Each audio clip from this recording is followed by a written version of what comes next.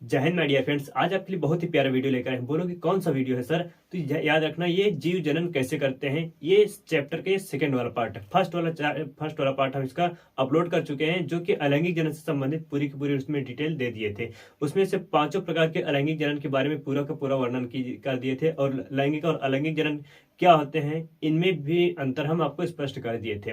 इस वाले टॉपिक में हम आपको अलैंगिक जनन का ही एक और पार्ट है, जो कि है कायिक जनन या फिर कायिक प्रवर्धन।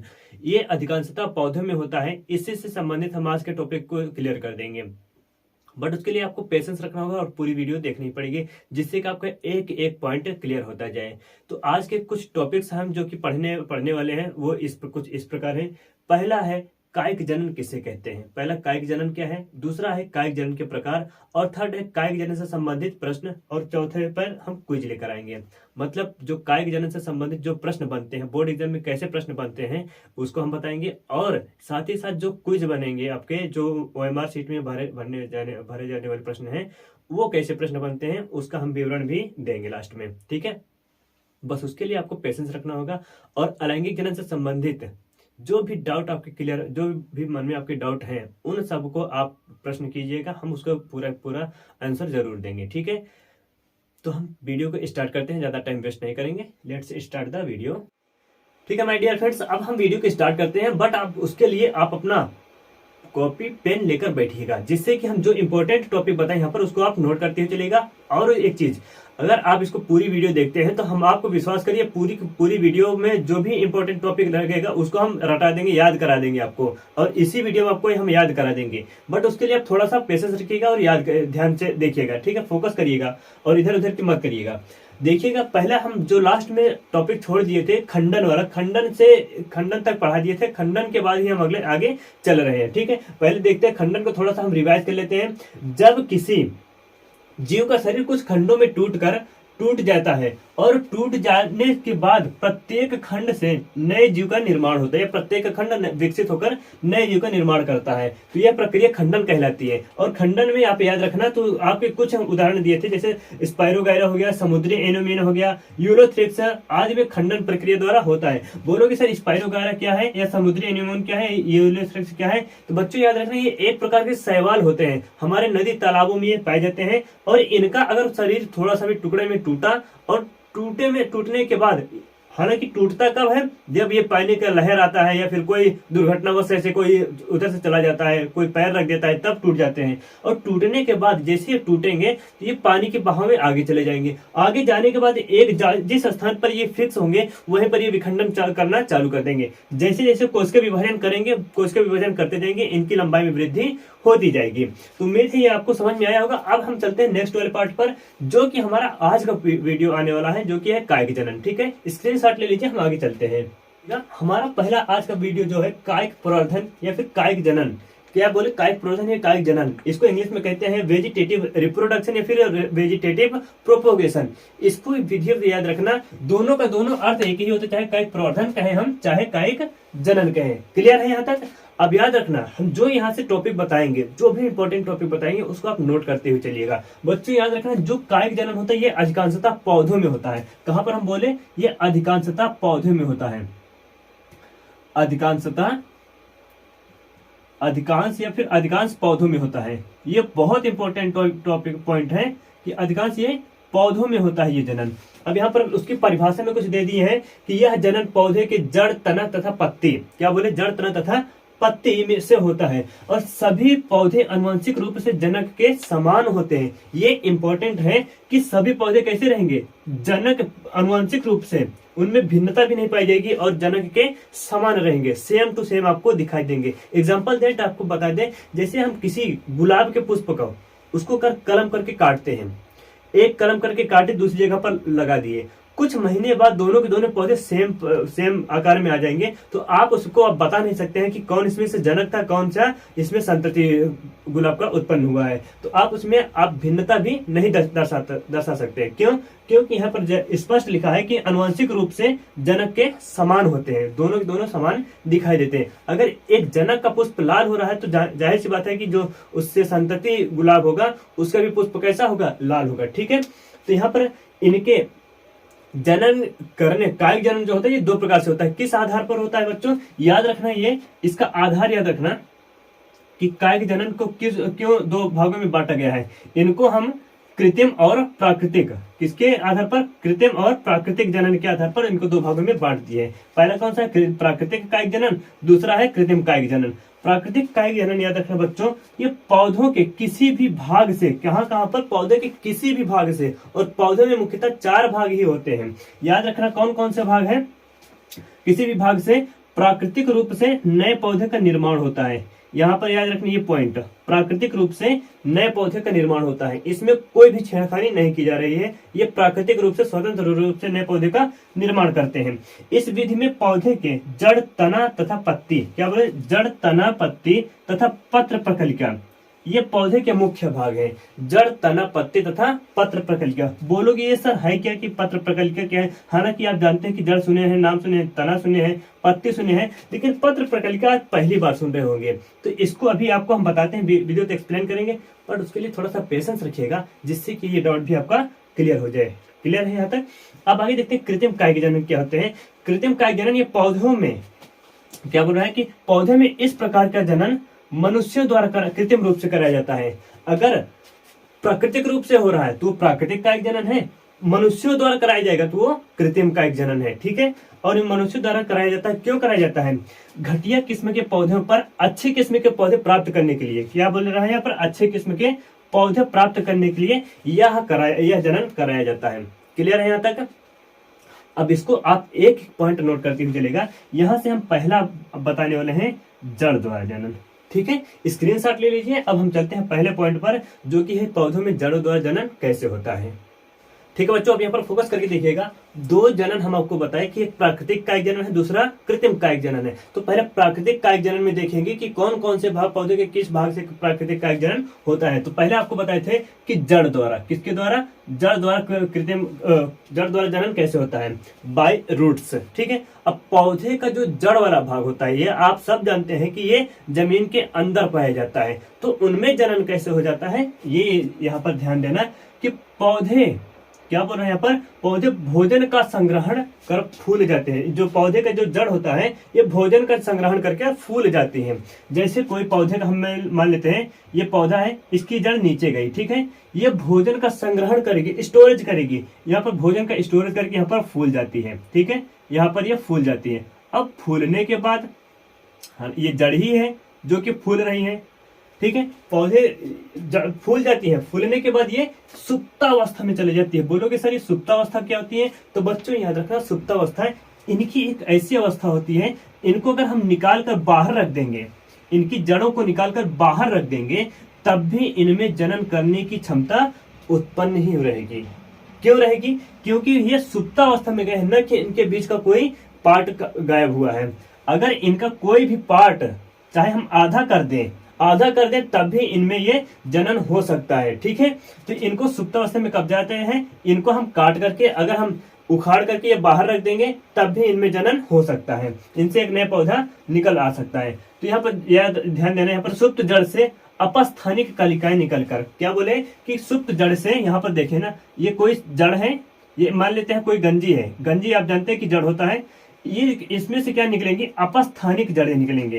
क्या निकलेंगे, अपस्थानिक कलिकाएं निकलेंगी। अपस्थानिक कलिकाएं निकलकर एक नए पौधे का जन्म देती हैं। यहाँ पर आप देख पा रहे हैं एग्जाम इमेज में, विधिवत आपको बहुत ही सुंदर आपको दिखाई दे रहा है, ये एक शकरकंद का है। क्या है, ये शकरकंद का है बच्चों।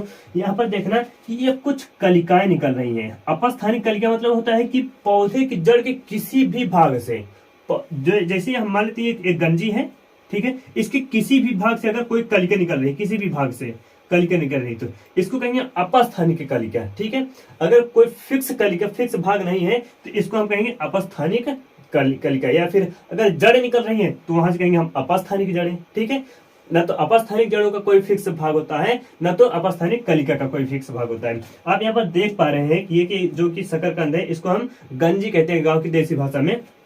यहाँ से एक कलिका ये निकल रही है, ये निकल रही, दो ये निकल रही है, ये निकल रही है, ये कलिका निकल रही है।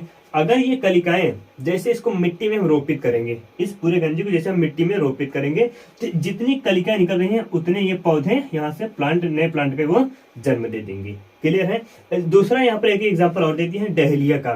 डहेलिया एक प्रकार का पुष्प होता है। अगर इनकी भी जड़ें देखेंगे तो सेम टू सेम गंजी की भांति आपको दिखाई देती है। यहाँ पर आप उसकी जड़ें भी देख पा रहे हैं जैसे गंजी आपको दिखाई दे रही है। ठीक है, तो मेरे आपको समझ में आया होगा कि पौधों में जड़ों द्वारा जनन कैसे होता है। कि इसमें बीज जो है सुप्तावस्था में चली जाती हैं और इस सुप्तावस्था में उसको अगर हम रोपित करेंगे, जैसे बीज है इसको अगर सुप्तावस्था में चली गई है, सूख गई है, सूखने के बाद इसको हम फिर से रोपित करेंगे तो फिर से क्या निकलेंगी, अपस्थानिक कलिकाएं यहाँ से निकलेंगी और नए पौधे का जन्म दे देंगी। क्लियर है, यहाँ तक कोई दिक्कत नहीं है। अब आप इसका स्क्रीनशॉट ले लीजिए। अब हम चलते हैं इसके अगले वाले पार्ट पर। ठीक है, पौधों में तनों द्वारा जनन कैसे होता है। पहले देखिए जड़ द्वारा जनन कैसे होता है। पौधे का जो जड़ वाला भाग होता है वो सुप्तावस्था में चला जाता है। सुप्तावस्था से जो सुप्तावस्था से जो बीज होता है उसमें से कुछ अपस्थानिक कलिकाएं निकलती हैं और अपस्थानिक कलिकाएं नए पौधे का जन्म दे देती हैं। उसमें आपने उदाहरण देखा कि शकरकंद और दूसरा डहेलिया था।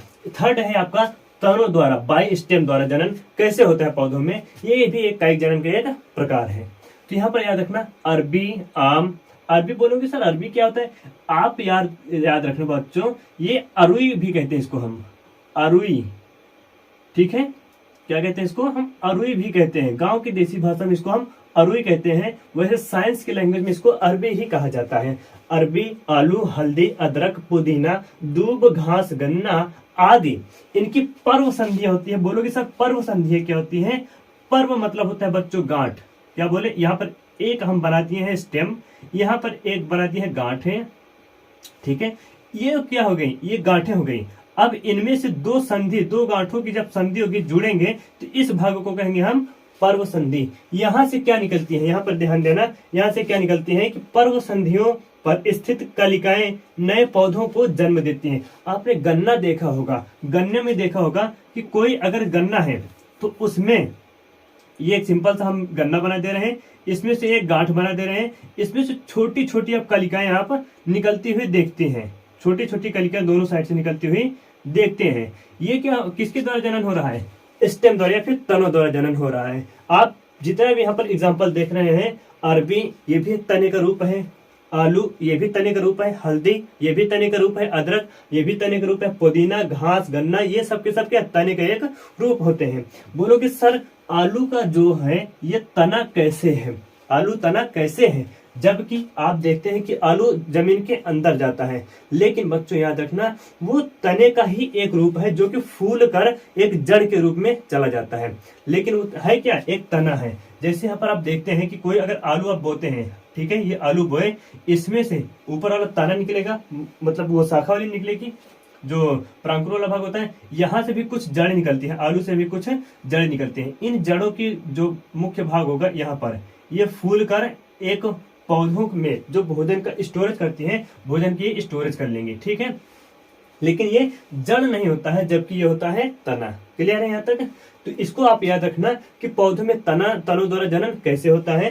तो इनको में जनन करने के लिए कुछ इंपॉर्टेंट टॉपिक, इंपॉर्टेंट चीज चाहिए। वो है क्या इंपॉर्टेंट चीज, देखो इसमें से क्या, कलिकाएं एक तो होनी चाहिए, कलिकाएं या फिर आंखें होनी चाहिए। हम जैसे ये आलू ले रहे हैं, क्या लिए, एक आलू लिए, इनमें आप देखना कि साइड साइड में क्या होंगी, आंखें होती हैं।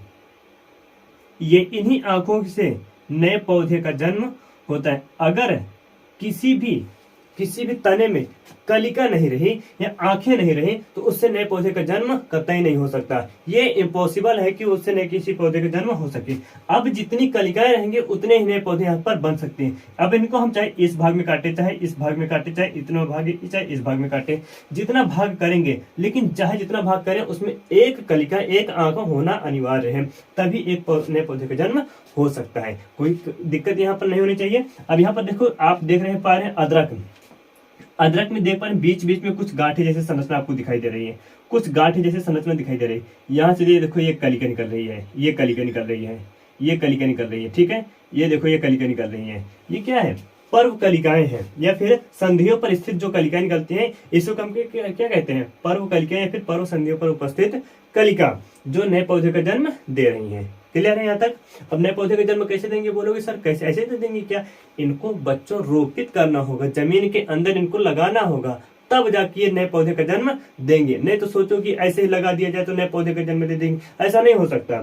तो इनको नए पौधे का जन्म देने के लिए इनको क्या किया जाता है, रोपित किया जाता है। आप देख पा रहे हैं ये कौन सा है, ये आप प्याज देख पा रहे हैं। प्याज में देखते हैं कि कई सारी पत्तियां ऐसे, कई सारी कवरिंग होती है। इन कवरिंग के बीच में नए पौधे का निर्माण होता है। इन कलिकाओं को क्या कहते हैं, पर्व कलिका, क्योंकि मध्य में पाई जा रही, गांठों के बीच में पाई जा रही है, इसलिए इसको क्या कहेंगे हम, पर्व कलिका। अब इसमें देखेंगे ना, नीचे में क्या होता है, जड़। जबकि आप जानते हैं कि प्याज भी कहाँ स्थित होता है, मिट्टी के अंदर ही स्थित होता है। फिर भी इसमें क्या पाई जा रही है, ये तने का एक रूप है जो कि फूल कर बड़ा हो जा रहा है, लेकिन उसकी जड़ जो होती है ये नीचे पाई जाती है। क्लियर है यहाँ तक। आगे आपको दिया गया है आलू से कई, यहाँ पर 4-5 आलू हैं, इससे एक नए पौधे का बना हुआ है। तो उम्मीद है आपको समझ में आया होगा। अगर ना समझ में आए तो कमेंट भी करिएगा, जिससे आपका डाउट भी क्लियर कर सके हम। तो ये आप इसका स्क्रीनशॉट ले लीजिए, फिर हम आगे चलते हैं नेक्स्ट वाले टॉपिक पर, नेक्स्ट वाले पार्ट पर। थर्ड पॉइंट है जो कि कायिक जनन का ये तीसरा पार्ट है। ठीक है, तीसरे पार्ट में क्या है, ये पत्ती द्वारा जनन कैसे होता है, बाई लीव्स। ठीक है, पत्तियों द्वारा जनन कैसे होता है पौधों में, ये भी एक कायिक जनन है, क्योंकि पत्ती भी एक पौधे का क्या है, एक कायिक वाला भाग है।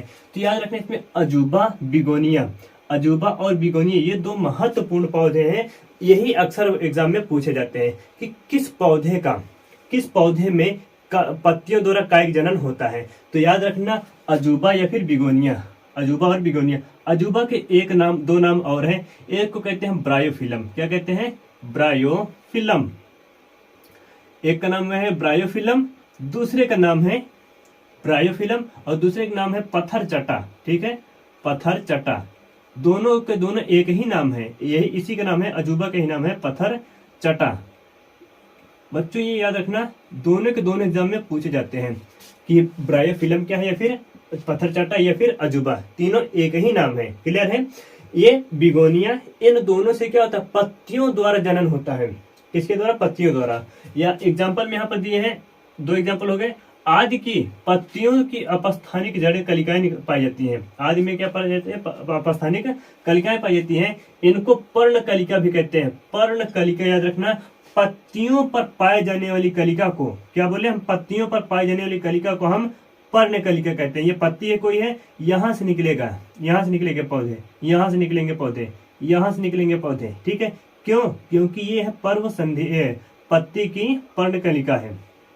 ठीक है, ये पत्ती का अपस्थानिक वाला भाग है। हम बोले ना अपस्थानिक का मतलब क्या हो गया, कि उस पौधे के किसी भी भाग से जनन अगर हो रहा है, किसी भी पौधे से कलिका निकल रही है, जड़ निकल रहा है, तो अपस्थानिक ही भाग कहलाएगा। तो जैसे पत्ती का किसी भी भाग से, यहाँ से निकल रहा है, यहाँ से निकल रहा है, यहाँ से निकल रहा है, यहाँ से निकल रहा है, तो क्या है, पत्ती की अपस्थानिक कलिका निकल रही है। यहाँ पर लिखे हैं कि पत्तियों पर अपस्थानिक कलिका पाई जाती है। इन्हीं अपस्थानिक को हम पर्ण कलिका भी कहते हैं। ठीक है, और ये अनुकूल परिस्थिति में, क्या बोल रहा है कि अनुकूल परिस्थिति में यह विकसित होकर नए पौधे का निर्माण करती है। क्लियर है। यहाँ पर एक पत्ती दे दी है, इसको कहते हैं हम ब्रायोफिलम। आप एग्जांपल में देख सकते हैं अजूबा, ब्रायोफिलम या फिर पत्थरचटा। ठीक है, बिगोनिया के भी पत्ती ऐसी ही होती है, उसमें भी क्या होता है, पत्तियों के बीच में ही वो अपस्थानिक कलिका निकलती है और वहां से जनन करना स्टार्ट कर देती है। यहाँ पर देखिएगा, एक पौधा यहाँ पर बना है, एक पौधा ये बना है, एक पौधा ये बना है, एक पौधा ये, एक पौधा ये है। यहाँ पर भी पौधे क्या है, निकल रहे हैं, यहाँ पर भी धीरे धीरे पौधे निकलना चालू किए हैं। तो ये क्या है, पत्ती की अपस्थानिक कलिकाएं हैं और यहीं से ये नए पौधे का निर्माण करती हैं। अगर इनको यहाँ से, ये इन पौधों को अगर हम इन पत्तियों को काट कर किसी जगह रोपित कर दें, किसी जगह पर जमीन पे रोपित कर दें और उनको पानी नहीं दे दें, तो एक नए पौधे का निर्माण यहाँ से हो जाता है।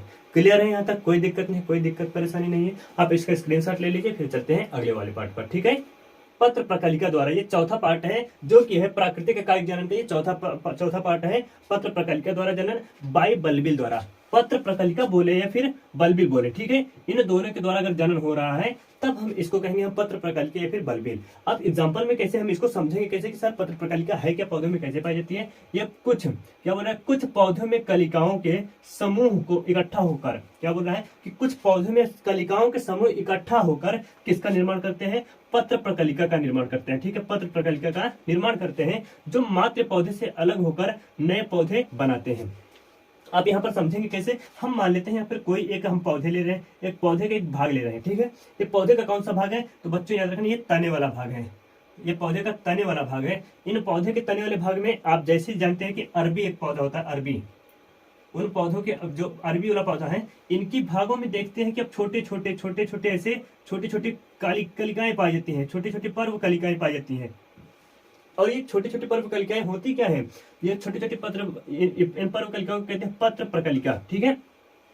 सूरन में भी देखेंगे, सूरन में भी क्या होता है इनका, ये आप देख पा रहे हैं कि सूरन, कोई सूरन होता है, जैसे यहाँ पर एक सूरन ले लिए, इन सूरन में छोटे छोटे यहाँ पर ऐसे कुछ प्रकलिका जैसे संरचना पाई जाती है, छोटी छोटी। अब इनको अगर हम इनसे अलग करके कहीं पर रोपित कर देंगे तो इनसे उत्पन्न एक नए पौधे का निर्माण हो जाता है। तो बोलोगे सारे ये कैसे निर्माण हो रहा है, तो जितने पत्र प्रकलिकाएं पाई जाएंगी उतने पौधे का निर्माण यहाँ पर हो सकता है। क्लियर है यहाँ तक। एक है अगेव, दूसरा एग्जाम्पल कौन सा है, अगेव द्वारा।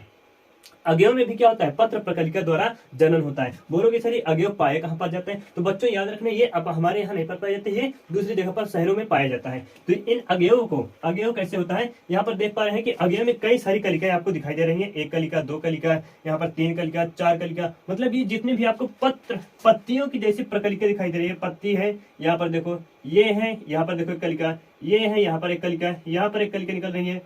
जितनी भी आपको कलिकाएं दिखाई देंगी उन प्रत्येक कलिकाओं से एक नए पौधे का निर्माण हो सकता है। तो हम वही लिखे हैं यहाँ पर, वही आपको समझा दिए हैं कि कुछ पौधों में कलिकाओं के समूह इकट्ठा हो जाएंगे। यहाँ पर देखिए कलिकाओं का समूह इकट्ठा हो रहा है कि नहीं, तो हो रहा है, यहाँ पर कलिकाओं का समूह इकट्ठा हो रहा है। और इन समूहों को जब समूह इकट्ठा हो जाएंगे तो इनको हम कहेंगे पत्र प्रकलिका का निर्माण करते हैं, जो अंत में मात्र कोशिका से या फिर मात्र पौधे से अलग होकर एक नए पौधे का निर्माण करते हैं। एग्जाम्पल में आपको जिमीकंद, जिमीकंद को क्या कहते हैं, सूरन या फिर अगेव।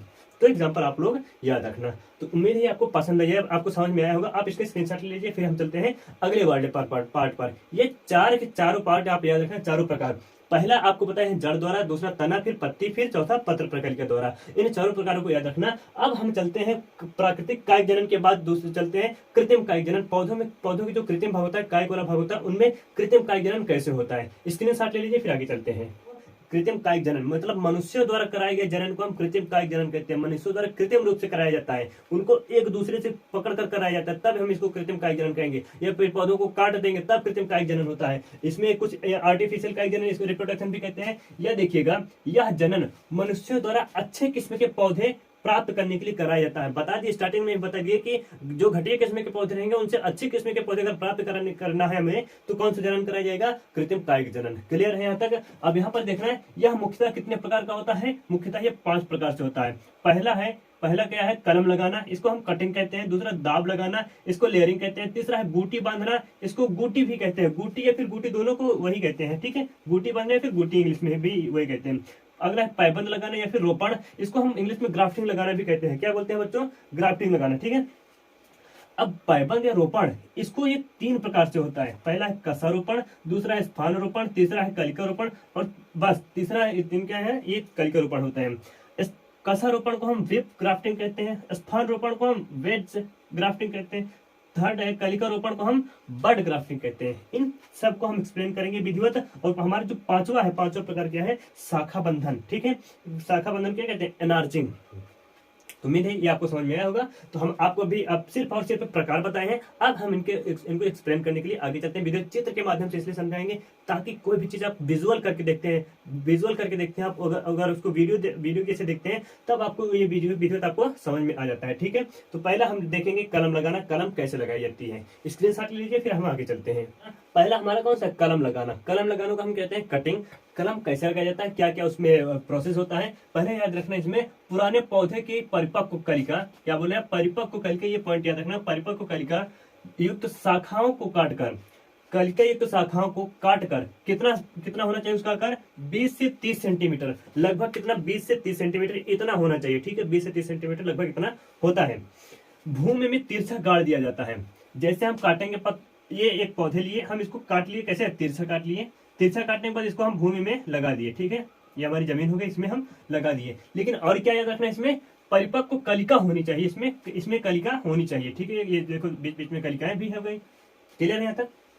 अब हम क्या करें, कटे हुए भाग से कौन सी जड़ निकलते हैं, अपस्थानिक जड़। याद करिए अपस्थानिक जड़ किसको कहते हैं कि नीचे वाली कहीं से भी अगर जड़ निकल रही है तब हम उसको कहेंगे हम अपस्थानिक जड़। और अपस्थानिक जड़ निकलेगी कहां पर बच्चों, ये याद रखना कि ये जड़ अगर मिट्टी में जाएगी तभी यहाँ पर अपस्थानिक जड़ें निकलती हैं। अगर अपस्थानिक कलिका निकल रही है तो ये ऊपर निकलेगी और किसी भी भाग से निकल जाएगी, ठीक है। अगर जड़ निकल रहा है तो नीचे वाले भाग से, मतलब मिट्टी वाले भाग से कहीं से भी जड़ निकल जाएगी। यहाँ से कौन सी जड़ निकल रही है, ये है अपस्थानिक जड़ें, ठीक है, अपस्थानिक जड़ें निकलती हैं। और कक्षस्थ कलिकाएं बढ़कर, ये देखो कक्षस्थ कलिकाएं, एक कलिका इधर है, एक कलिका इधर, एक कलिका इधर, एक कलिका इधर, कक्षस्थ कलिकाएं बढ़कर नए पौधे का निर्माण करती हैं, ठीक है, नए पौधे को जन्म देती हैं। अब यहाँ पर ये कलिका अगर बढ़ेगी, ये कलिका बढ़ेगी, ये कलिका बढ़ेगी, ये कलिका बढ़ेगी, तो यहाँ पर किसका निर्माण होगा, नए पौधे का निर्माण यहाँ पर हो जाएगा, ठीक है। तो उम्मीद है ये आपको समझ में आया होगा कि कलम लगाते कैसे हैं। यहाँ पर आपको देखिए वीडियो चित्र के माध्यम से भी दर्शाया गया है। एक पौधे का एक कटा हुआ भाग लिए हैं, इसमें से एक कलिका ये है, एक कलिका ये है, एक कलिका ये है, 3 कलिका निकले हैं। और ये कक्षस्थ कलिका है। कक्षस्थ कलिका मतलब होता है जो शीर्ष पर ना पाकर ये साइड में अगर निकलती हैं, साइड में निकलती हैं तो इनको हम कहते हैं कक्षस्थ कलिका। क्लियर है। अब यहाँ से देखिए इनको क्या करते हैं, मिट्टी में रोपित करते हैं पहले। और मिट्टी में रोपित करने के लिए देखो यहाँ पर कौन सी जड़ें निकल रही है, अपस्थानिक जड़ें यहाँ से निकलना चालू हो गई। अब हम इनको डालते हैं मिट्टी में, थोड़ा सा पानी भी डालेंगे। अब इन पर धीरे धीरे उतक संवर्धन या फिर कुछ इनको पोषक तत्व भी ऊर्जा के लिए चाहिए होता है, तो उसके लिए हम खाद या फिर उर्वरक इसमें डाल देते हैं। अब धीरे धीरे यहाँ पर अब ये देखो कक्षस्थ कलिकाएं निकल कर क्या निर्माण कर रही है, पत्तियों का निर्माण कर रही है, ठीक है। यहाँ पर भी थोड़ा सा और बड़ी हुई, यहाँ पर और थोड़ी सी बड़ी हुई। अब हम जब थोड़ा सा बड़ी होकर अब इनको हम कहीं मिट्टी में रोपित कर सकते हैं आराम से। तो इसके हम ये विधि कौन से पढ़े कि कलम लगाना। कलम कैसे लगाई जाती है आपने सीखा कि 20 से 30 सेंटीमीटर होना चाहिए और उसमें एक परिपक्व कलिका होना चाहिए। इनको हम भूमि में तिरछा गाड़ देते हैं, तिरछा काट करके तिरछा गाड़ देते हैं। जड़े से अपस्थानिक जड़ें निकलती हैं, ऊपर से पर्व कलिकाएं निकलती हैं। ये कलिका विकसित होकर एक नए पौधे का निर्माण कर देती हैं। That's it. इसको स्क्रीनशॉट लीजिए। एग्जाम्पल में अभी आप कुछ दे दिए हैं, गुलाब, गन्ना, गुड़हल, अंगूर आदि। बहुत सारे पौधे हैं जिनमें से कलम द्वारा इसको रोपित किया जाता है। जैसे आपका नींबू भी हो गया, नींबू में भी ये कलम द्वारा किया जाता है। स्क्रीनशॉट ले लीजिए, फिर आगे चलते हैं। अधिकतर जितने पुष्पीय पादप है, लगभग सभी पुष्पीय पादप में कलम द्वारा लगाया जा सकता है। क्लियर है। स्क्रीनशॉट लीजिए, फिर आगे चलते हैं। दूसरा पार्ट है दाब लगाना। दाब कैसे लगाई जाती है इसको वीडियो तो आप समझेंगे। दाब लगाना या फिर इसको डाला लगाना भी कहते हैं, इंग्लिश में इसको कहेंगे हम लेयरिंग, ठीक है। पहला पॉइंट देखिएगा, इसमें पॉइंट वाइज करके देखिएगा कि पौधे पर लगे ही, क्या कह रहा है कि पौधे पर लगे ही शाखा के कुछ भाग को छील कर, ये पॉइंट याद रखना कि लगे ही और पौधे के कुछ भाग को, शाखा को छील कर शाखा को भूमि में दबा देते हैं। किसमें दबा देते हैं, भूमि में दबा देते हैं। बाद में इसी भाग से अपस्थानिक जड़ें निकल आती हैं और इसके पश्चात इसको हम पौधे के मुख्य भाग से काट करके इसको कहीं भी रोपित कर सकते हैं। अब देखिएगा कैसे। हम मान लेते हैं यहाँ पर एक पौधे लिए, ठीक है, ये एक कोई पौधा है, ये मिट्टी में लगा हुआ है, ये जड़ें उसकी निकली हुई है। अब इन पौधों से निकला है क्या, शाखा। इन शाखा को हम लिए कहाँ पे डाल दिए, मिट्टी में। लेकिन मिट्टी में डालने से पहले हमें क्या करना है, इसको छील देना है, इसके कुछ भाग को छील देना है। अब इसको छील देंगे हम। छीलने के बाद क्या होगा, इसमें लगा देंगे पिन। अब बोलोगे सर पिन क्यों लगा रहे हैं, पिन इसलिए लगाएंगे ताकि ये पौधे की ये जो शाखा ये थोड़ा सा ऊपर न उठे और एक ही जगह पर फिक्स रहे। अब हम इन पर डाल देंगे पानी, ठीक है। अब पानी डालने के बाद यहाँ से कौन सी जड़ निकलेंगी, तो बच्चे याद रखना है वहां पर लिखें कि अपस्थानिक जड़ निकल रही है। पौधे की किसी भी भाग से अगर जड़ निकल रहा है तो उस जड़ को हम कहेंगे अपस्थानिक जड़। क्लियर है। अगर यहाँ से निकलेंगे अपस्थानिक जड़ें। अब हम जब अपस्थानिक जड़ें निकलेंगी तब अब हम इनको हम पौधे से काट सकते हैं। मेन पौधे के मुख्य भाग से इसको हम काट करके अब हम इस भाग को कहीं से भी रोपित कर सकते हैं, ठीक है। अब जब रोपित कर देंगे तो इससे एक नए पौधे का निर्माण हो जाएगा। क्लियर है यहाँ तक। ये पॉइंट आपको याद रखना होगा जिससे कि आपका एग्जाम में भी कोई दिक्कत ना होने पाए। हम चित्र करके इसलिए दिखा रहे हैं ताकि एक पॉइंट आपका क्लियर होता रहे। ये आप देख पा रहे हैं एग्जाम्पल में भी, चित्र में भी देख पा रहे हैं। ये मिट्टी की जमीन है, यहाँ से एक पौधा निकला, यहाँ से एक शाखा निकली हुई है। इस शाखा को क्या किए हैं, मिट्टी में दाब लगा दिया, ठीक है। मिट्टी में लगाने के बाद इसमें पिन लगा देते हैं ताकि ये पौधे का कि ये शाखा ऊपर न निकले। अब यहाँ से कौन सी जड़ें निकल रही है बच्चों? अपस्थानिक जड़ें निकल रही हैं। इनको हम मुख्य पौधे से इसको काट कर अब हम इनको कहीं से भी रोपित कर सकते हैं। क्लियर है? यहाँ तक आपको कोई दिक्कत नहीं होना चाहिए। बोलोगे सर ये लगाए किस किस पौधे में हम इसको लगा सकते हैं? तो याद रखना बच्चों कि पौधे का कोई सा भी ऐसा पौधा नहीं है जिसको आप लगा नहीं सकते हो। अगर आम है तो आम से भी लगा सकते हो, नींबू है तो नींबू में भी लगा सकते हो, नीम है तो नीम में भी लगा सकते हो, कटहल है तो कटहल में भी लगा सकते हो। किसी भी पौधे में आप इसको लगा सकते हो, दाव लगाने वाली विधि को। क्लियर है? यहाँ तक आप इसका स्क्रीनशॉट ले लीजिए, फिर हम आगे चलते हैं। ठीक है?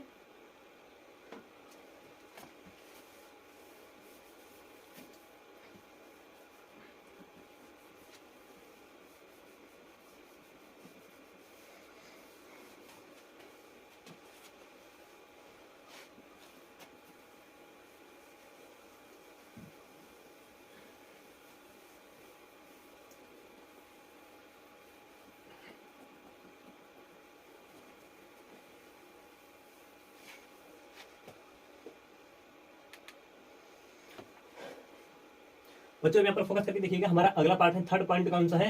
गूटी बांधना। कौन सा है? गूटी बांधना। गूटी को हम इंग्लिश में गूटी कहते हैं, हिंदी में भी गूटी ही कहते हैं। अब गूटी बांधी कैसे जाती है, उसके लिए हमें क्या तरीका अपनाना चाहिए, ये तरीके आपको हम बता दे रहे हैं। आप किसी भी शाखा को, क्या बोला, किसी शाखा को छील कर, हम कोई शाखा लिए, ये देखो कोई शाखा है, यहाँ पर एक पौधे का ये लगा हुआ भाग है, इस शाखा को क्या किए, यहाँ पर थोड़ा सा इसको छील दे रहे हैं। ठीक है? यहाँ से छीलने के बाद यहाँ से छील दिए। अब इस भाग पर क्या करना है, इसके ऊपर कुछ खाद युक्त मिट्टी लगा देनी है। हम यहाँ पर क्या लगा दिए, खाद युक्त, इस पर मिट्टी लगा दिए। ठीक है? यहाँ पर खाद युक्त मिट्टी लग गई। अब कोई दिक्कत नहीं होनी चाहिए। अब आगे देखते हैं। खाद युक्त मिट्टी लगाने के बाद इसके ऊपर एक टाट लपेट देना है। हम इसके ऊपर क्या कर रहे हैं, टाट इसको ऊपर लपेट दे रहे हैं। अब बोलोगे सर ये टाट क्यों लपेट रहे हैं, तो उसके लिए भी तरीका क्यों है बच्चों, क्योंकि यहाँ पर अगर टाट लपेटेंगे जिससे कि इसमें पाई जाने वाली जो भी ऊष्मा रहेगी, जो भी इसमें वाष्प रहेगा, ये उड़कर बाहर ना जा सके। ठीक है? इसलिए इसमें टाट लपेटा जाता है। और साथ ही साथ क्यों लपेटा जाता है, क्योंकि इसकी जो खाद युक्त मिट्टी होती है बाहर ना गिरने पाए।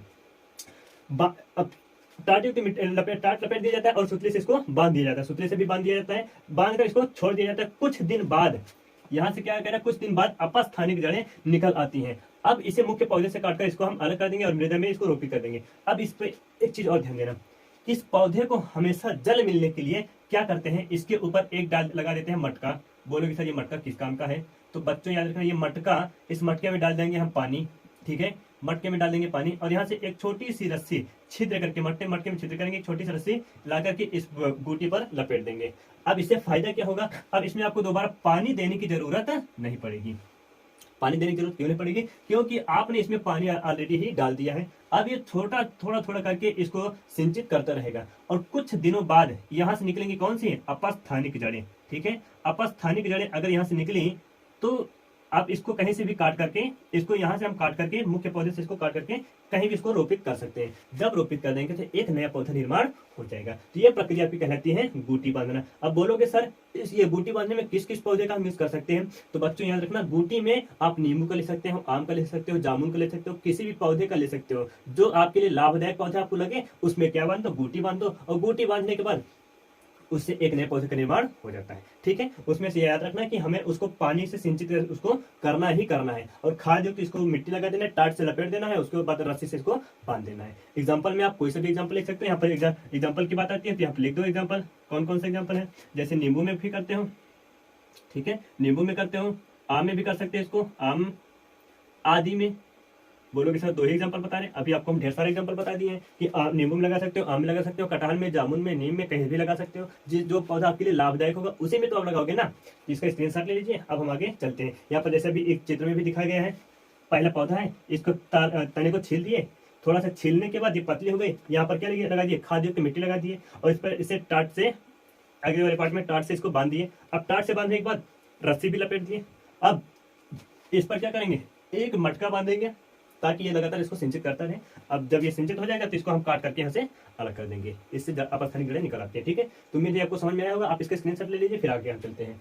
पाइबंद या फिर रोपण लगाना, पाइबंद या फिर रोपण, इसको हम कहते हैं ग्राफ्टिंग करना। ठीक है? अब ग्राफ्टिंग करना कैसे की जाती है ग्राफ्टिंग, इसके में कुछ आपके पॉइंट भी है, देखिएगा। इस कृत्रिम विधि में दो अलग अलग पौधे के भागों को इस प्रकार जोड़ते हैं। हम यहाँ पर एक पौधा लिए, बोलोगे हाँ सर एक पौधे ले लिए। अब एक पौधा और लेंगे, ठीक है, एक पौधा और ले लिए सर। बोलोगे सर ये ऊपर नीचे कैसे है? तो इसको हम ऊपर नीचे इसलिए किए हैं क्योंकि हमके इनके जो स्पेशल भाग हैं उनको आपस में जोड़ना है, ठीक है, इनकी स्पेशल भाग को आपस में जोड़ना है। यहाँ पर क्या है कि इस प्रकार जोड़ते हैं कि इनके संयुक्त होकर एक नए पौधे का रूप में वृद्धि कर सके। अगर ये इन दोनों के हम स्पेस विशेष रूप से जोड़ेंगे ताकि इनका जाइलम वाला भाग, क्या बोले बच्चों, जाइलम वाला भाग जाइलम से मिले और फ्लोएम वाला भाग फ्लोएम से मिले, तब जाकर के एक नए पौधे का निर्माण होगा, अन्यथा कभी नहीं हो सकता। क्यों नहीं हो सकता? क्योंकि ऊपर वाले पौधे को चाहिए क्या, जल भी चाहिए, ठीक है, और चाहिए क्या, पोषक तत्व तो चाहिए, तब जाकर के ये नए पौधे में विकसित हो सकता है। नीचे वाले के तो आराम से पोषक तत्व इसको मिल रहा था, क्यों, क्योंकि इसमें जड़ें लगी हुई हैं, लेकिन ऊपर वाले में जड़ नहीं लगी हुई है। अब करते क्या है, देखिए हम इसको इस पर स्थित कर दिए। स्थित करने के बाद इसको हम इस पर लगा देते हैं, थोड़ा खाद युक्त मिट्टी लगा दिए, ठीक है। अब खाद युक्त मिट्टी लगाने के बाद इसको हम लपेट देंगे, बांध देंगे रस्सी से। अगर रस्सी से नहीं बांध रहे हैं, क्या करोगे, इसको इस पर कर दोगे आप, या फिर इसको डायरेक्ट वैसे ही बांध दो ना, तो खाद युक्त मिट्टी लगाओ, ठीक है। हम क्या बोले कि आप इस पर खाद युक्त मिट्टी भी ना लगाओ, कोई दिक्कत नहीं, हम खाद युक्त मिट्टी नहीं लगा रहे हैं, बट उसके लिए आप इसको रस्सी से अच्छे से बांध देना है। रस्सी से बांधने के बाद एक प्रोसेस और करना है, इस पर लगा देना आपको मोम की एक लेयर लगा देनी है, मोम की एक परत चढ़ा देनी है। बोलोगे ये सर एक नया तरीका क्यों बता रहे हैं? तो बच्चों मोम इसलिए लगाते हैं ताकि बाहर से जो जीवाणु है, कीटाणु है, हानिकारक बैक्टीरिया है, वो इस पर अटैक ना कर सके, इनको पूरी तरह से खत्म ना कर सके, इसलिए ऊपर से क्या लगा देते हैं, मोम की एक परत चढ़ा देते हैं, जिससे कि ये पूरी तरह से हमारी जो रोपण की विधि है ये हमारी सक्सेसफुल हो जाती है। अब हम इससे कुछ दिन बाद ये पौधे आपस में जुड़ जाएंगे, ठीक है, पौधे की भाग आपस में जुड़ जाएगा। अब इसका फायदा क्या होता है, ये घटिया किस्म का पौधा होता है, इस पर कौन से लगाते हैं, अच्छी किस्म के पौधे को रोपित कर दिया जाता है। अब यहाँ पर हम देखिए क्या लिखे हैं, यहाँ पर पौधों को भागों को इस प्रकार जोड़ते हैं कि वे संयुक्त होकर एक नए पौधे के रूप में वृद्धि कर सके। इस विधि में घटिया किस्म के पौधे को, क्या बोला है, घटिया किस्म के पौधे पर अच्छी किस्म के पौधे को रोपित किया जाता है, ठीक है। तो ये नीचे वाला घटिया किस्म का था, ऊपर वाला अच्छी किस्म का पौधा था, इसके ऊपर रोपित कर दिए, तो अच्छी किस्म से घटिया किस्म का पौधा हम घटिया किस्म से अच्छी किस्म का पौधा हम प्राप्त कर लिए, ठीक है। अब यहाँ पर देखिए ये कितने प्रकार से होता है, तो बच्चे याद रखना यह विधि 3 प्रकार से होती है। आप इसका स्क्रीनशॉट ले लीजिए। हम चलते हैं, कुछ लोगों के दिमाग में ये हो रहा होगा, ये चल रहा होगा कि सर क्या इसमें पाए जाने वाला लक्षण क्या आने वाले ऊपर वाले पौधों के में क्या ये प्रतीत होगा, व्यक्त होगा या फिर नहीं होगा? तो बच्चों इसका आंसर अभी आपको हम देने वाले हैं, इसका स्क्रीनशॉट ले लीजिए, फिर आगे बताते हैं कैसे नहीं हो सकता।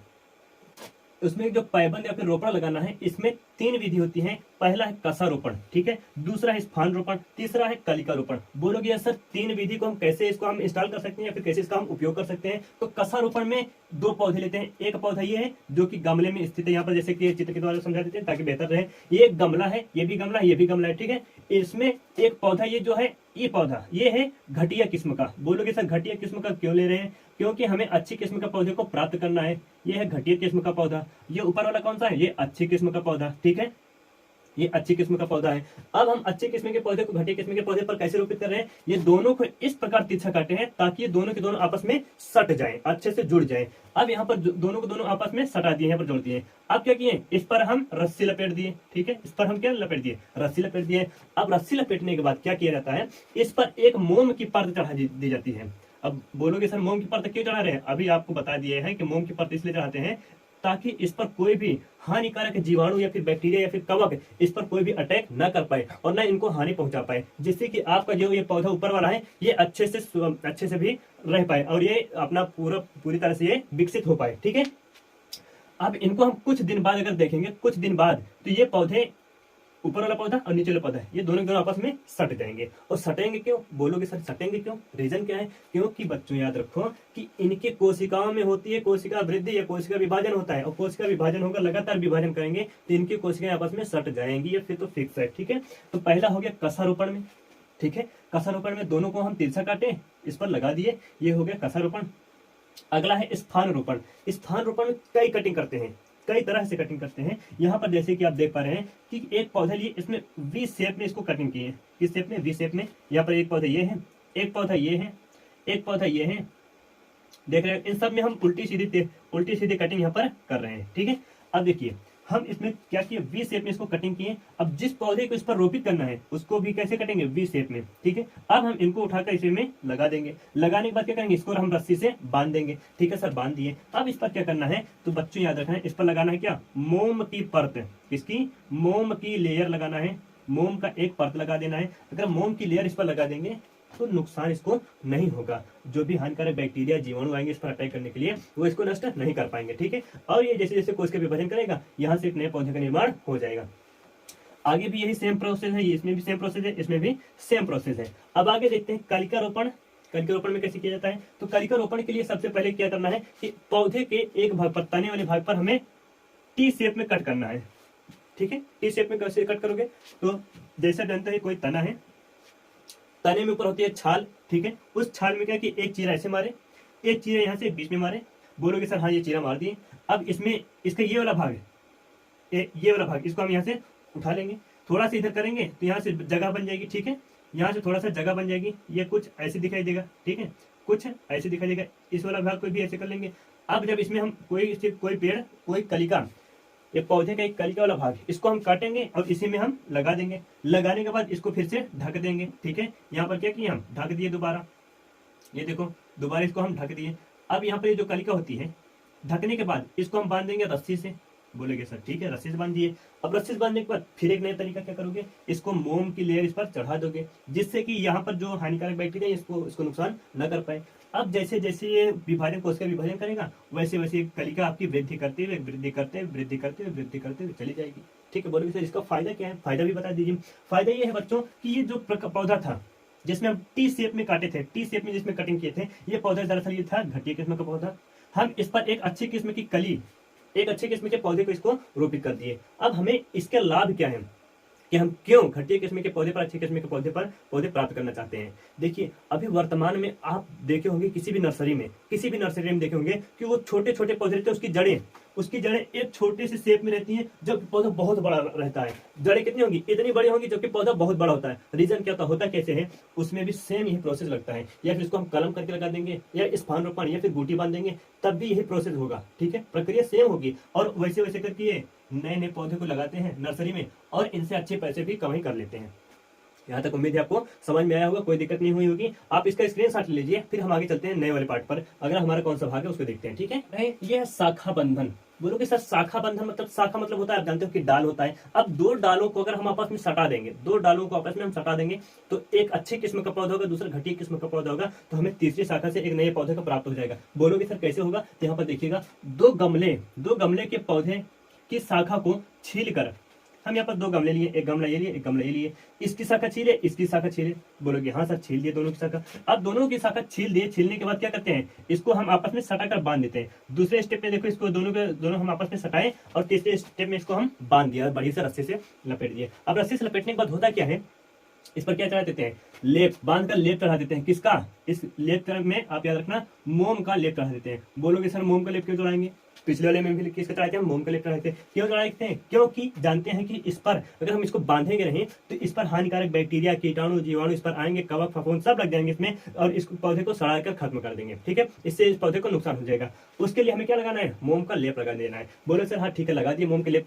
कुछ समय बाद, या बोले कि कुछ समय बाद यह पौधा आपस में जुड़ जाते हैं। और जुड़ते क्यों, क्योंकि यहाँ पर कोशिका वृद्धि करेगी और कोशिका वृद्धि करने के बाद आपस में सट जाएगी। और सटने के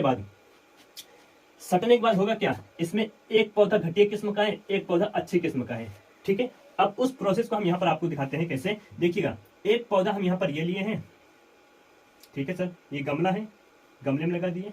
यहाँ पर कुछ पत्तियां, टहनियां निकली हुई हैं, ठीक है सर, यहाँ पर टहनियां निकली हुई है। एक पौधा हम यहाँ से ये लिए हैं, ठीक है, ये लिए हैं, इसको भी हम क्या है गमले में रख दिए हैं।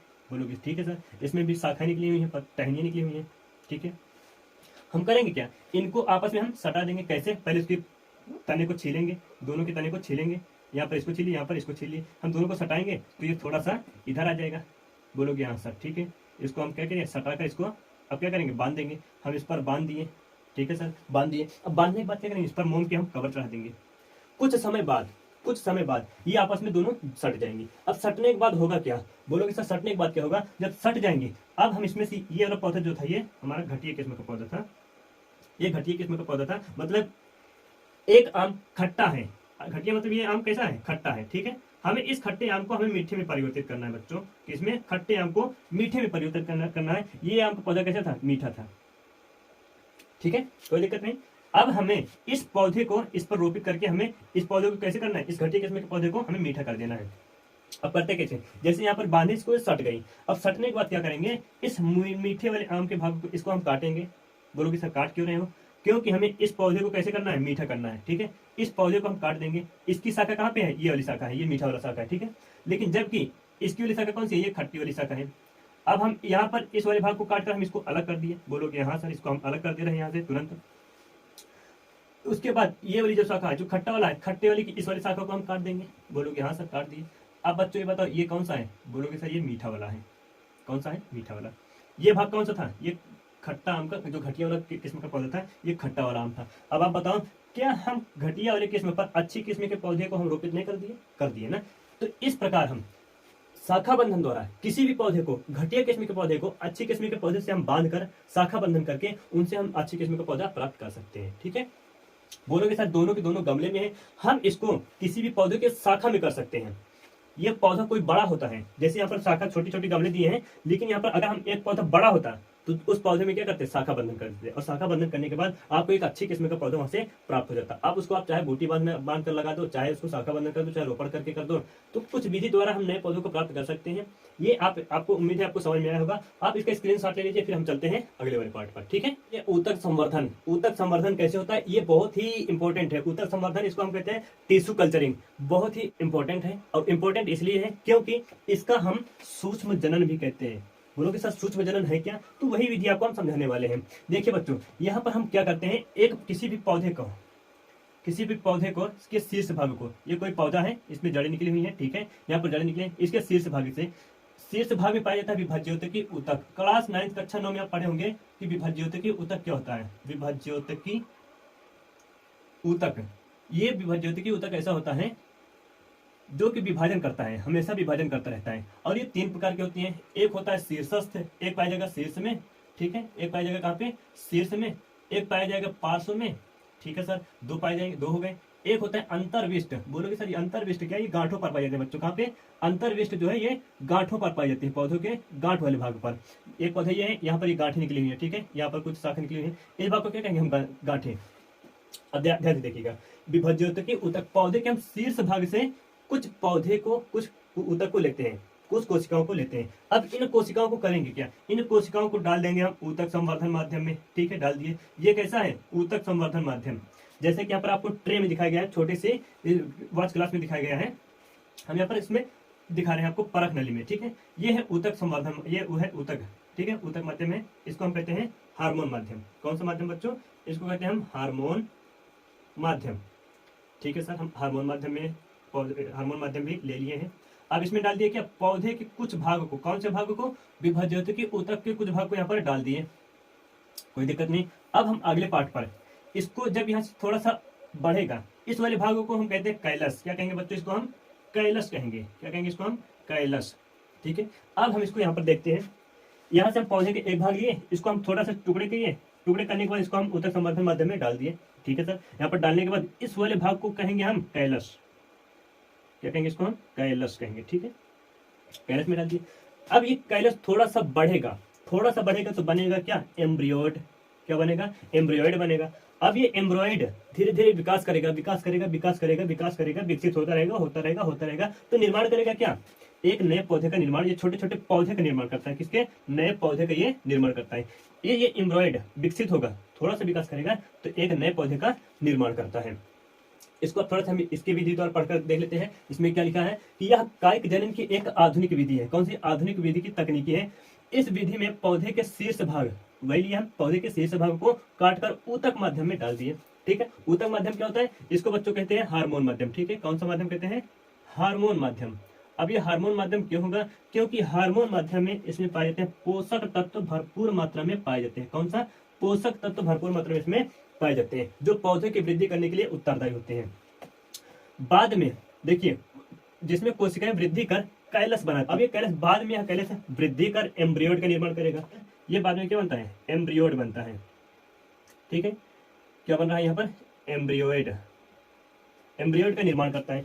अब ये एम्ब्रॉयड धीरे से विभाजन करेगा, कोश का विभाजन करेगा, वृद्धि करेगा, विकास करेगा, लगातार विकास कर रहा है, विकास कर रहा है, विकास कर रहा है, तो अंत में एक नए पौधे का ये निर्माण करता है, एक या कई नए पौधे का निर्माण करता है। अब ये जब पौधे का निर्माण होगा तो हम इसको ऊतक संवर्धन माध्यम से निकालेंगे, निकालने के बाद डालेंगे कहाँ पे, इसको जमीन में इसको रोपित कर देंगे। तो एक पौधे से मतलब पौधे के शीर्ष भाग से, विभाजित के ऊतक के शीर्ष भाग से हम कई सारे पौधे का निर्माण कर सकते हैं आराम से। उम्मीद है बच्चों ये आपको समझ में आया होगा, यहाँ पर कोई दिक्कत नहीं हुई होगी। तो इसी के साथ हम आपको ले चलते हैं नए वाले पार्ट पर, कायिक जनन के लाभ और इसके महत्व, benefits and importance and vegetative reproduction या फिर वेजिटेटिव प्रोपोगेशन। ठीक है, इनके लाभ क्या है, इनके महत्व क्या है, हम क्यों वेजिटेटिव रिप्रोडक्शन हमें कराना चाहिए, या इसके लाभ क्या क्या हो सकते हैं, याद रखना बच्चों, पॉइंट करके याद रखने इसमें।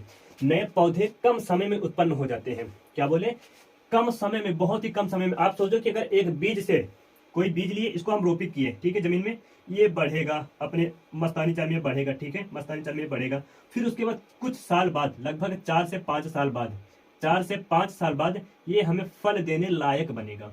क्या बोले, 4 से 5 साल बाद ये हमें फल देने लायक बनेगा, नहीं तो ये नालायक ही रहेगा। हम देखते हैं, हमें नए पौधे को कम समय में उत्पन्न करना है और फल जल्दी खाना है, तो क्या करेंगे, कोई ऐसा पौधा लेंगे जिसमें फल लग रहे हो, उसमें करेंगे हम ग्राफ्टिंग, करेंगे हम बूटी बंधन या शाखा बंधन करेंगे।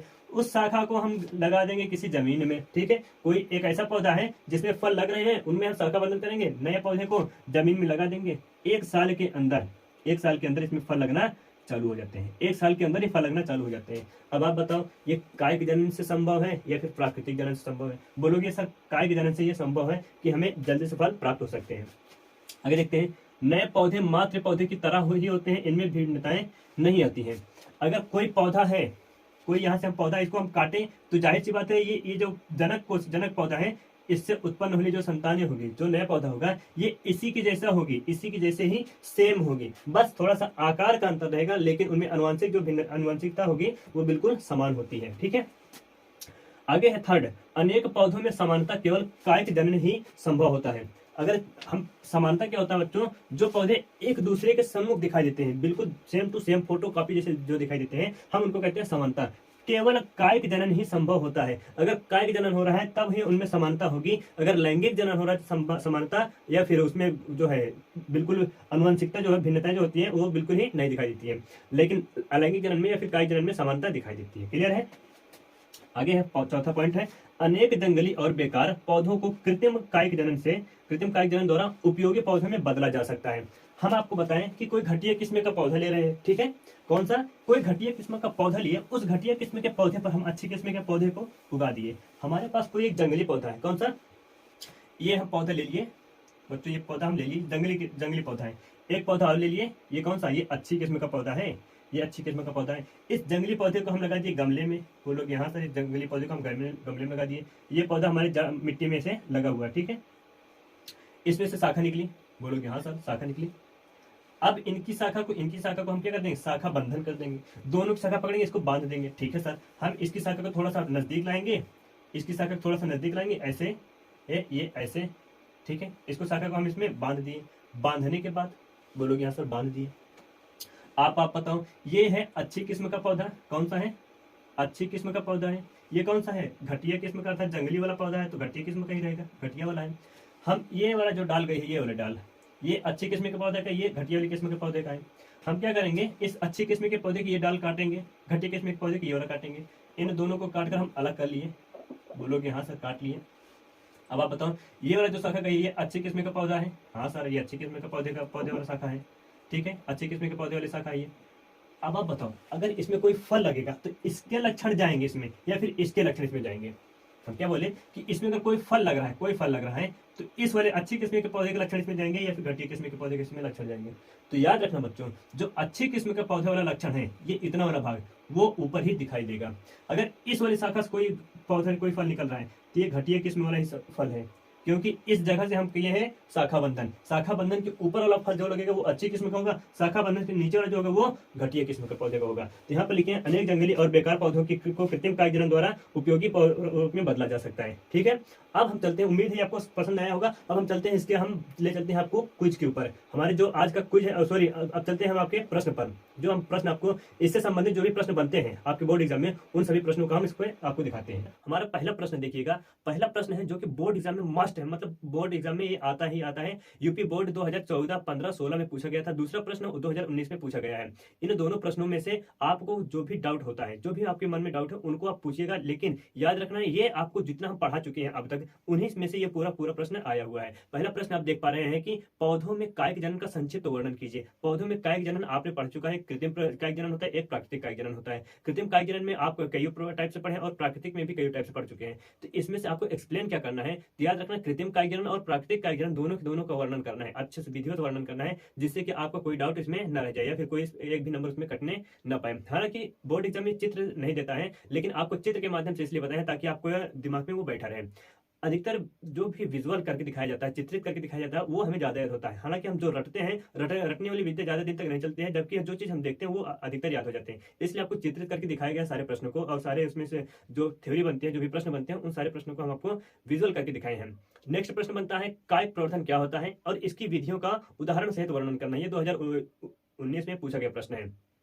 याद रखना दोस्तों, ये प्रश्न अधिकतर आपके बोर्ड एग्जाम में पूछे ही जा सकते हैं, और हाँ हो सकता है कि ये एक नंबर वाले प्रश्न में भी पूछे जा सकते हैं इससे संबंधित, उसका भी हम आपको प्रैक्टिस करा देंगे। अब विधिवत बिल्कुल फोकस करके देखिएगा, आपको जितना पढ़ाए हैं उसमें से हम 2 क्विज लेकर आए हैं, मात्र 2 क्विज, और ये दोनों के दोनों क्विज इतने इंपॉर्टेंट है जो कि पूरे उसी टॉपिक से, कायिक जनन से ही लिया गया है।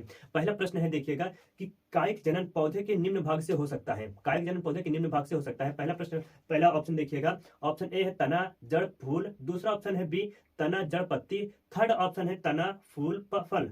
तना, फूल, फल। और चौथा ऑप्शन है तना, पत्ती और फूल। ये चारों ऑप्शन में से कौन सा ऐसा ऑप्शन है जो कि एकदम परफेक्ट बैठता है कायिक जनन वाले भाग से? ठीक है, तो इसका आपको 10 सेकंड का टाइम मिलता है। आपका टाइमर भी स्टार्ट हो गया है। देखिए, आप इसका प्रश्न करिएगा, कमेंट में जरूर करिएगा, ठीक है, जिससे कि आपकी प्रैक्टिस भी होती रहे। ठीक है, आपका टाइमर भी एंड हो गया है। अब हमारा अगला प्रश्न देखिएगा। अगला प्रश्न क्या है कि पत्तियों द्वारा जनन किस पौधे से होता है? प्रश्न क्या है कि पत्तियों द्वारा जनन किस पौधे से होता है? याद करिए, आपको हम बताए थे कि पत्तियों द्वारा जनन किस पौधे से होता है। पहला ऑप्शन है अमरबेल, दूसरा ऑप्शन है ब्रायोफिलम, तीसरा ऑप्शन है कनेर, चौथा ऑप्शन है जिमीकंद। इन चारों ऑप्शन में से एक ऐसा ऑप्शन है जो कि पत्तियों द्वारा जनन होता है। तो देखिएगा, आपका टाइमर भी स्टार्ट हो गया है। जल्दी जल्दी आप कमेंट करिएगा और इसका उत्तर जरूर लिखिएगा, जिससे कि आपको याद हो जाए दोनों प्रश्न। ठीक है, देखिए आपका टाइमर भी एंड होने वाला है। ठीक है, आपका टाइमर भी एंड हो गया है। अब देखिएगा दोनों प्रश्नों के उत्तर कौन कौन से हैं। पहला वाला जो प्रश्न है कायिक जनन पौधे के निम्न भाग से हो सकता है, तो याद रखना इसमें ऑप्शन बी, तना, जड़, पत्ती या जड़, तना, पत्ती, ये वाला ऑप्शन आपका एकदम बिल्कुल परफेक्ट है। यही इसी विधि द्वारा पौधे अधिकतर जनन करते हैं। एक और ऑप्शन आ जाता है जिसको कहते हैं पत्र प्रकलिका द्वारा। तो चारों ऑप्शन में से कोई सा भी रहे, जड़, तना, पत्ती या फिर पत्र प्रकलिका, इन चारों में से जहां भी रहेगा, इन्हीं में से कायिक जनन होता है। सेकंड प्रश्न देखिएगा, हमारा सेकंड प्रश्न था पत्तियों द्वारा जनन पौधे के किस भाग से होता है?